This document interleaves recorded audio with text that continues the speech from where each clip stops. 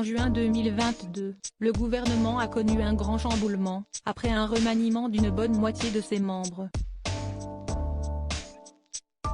Parmi les 42 ministres et secrétaires d'État recrutés par Elisabeth Borne, la première ministre a choisi 23 néophytes qui exercent donc pour la première fois une activité gouvernementale.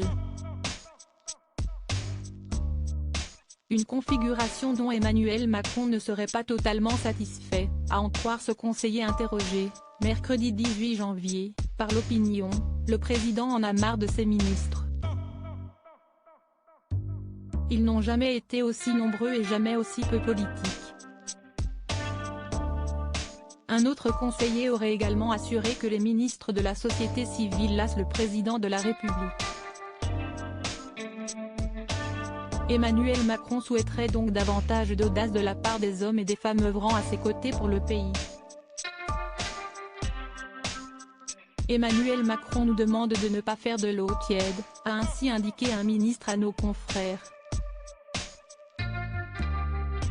Pour rappel, parmi ces ministres issus de la société civile, on retrouve par exemple Pape Ndiaye, un historien nommé ministre de l'Éducation nationale et de la jeunesse, ou encore Amélie Oudéa Castéra, une ancienne joueuse de tennis placée au sport.